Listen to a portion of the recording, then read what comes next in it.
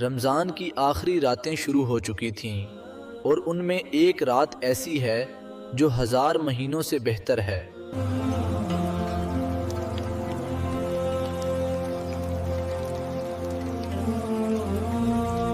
دادی اماں، وہ کون سی رات ہے جو 1000 مہینوں سے بہتر ہوتی ہے؟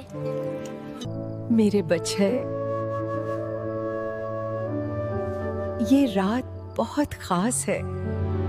بیٹا، اسے شب قدر کہتے ہیں۔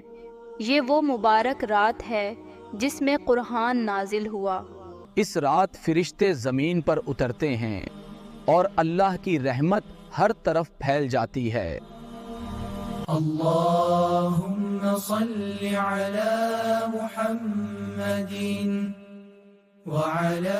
لوگ اس مبارک رات میں نماز پڑھتے ہیں، قرآن سنتے ہیں اور اللہ سے دعا مانگتے ہیں۔ یا اللہ، ہمیں معاف فرما اور ہمیں نیک لوگوں میں شامل کر دے۔ یہ رات صبح تک سلامتی اور رحمت سے بھری رہتی ہے۔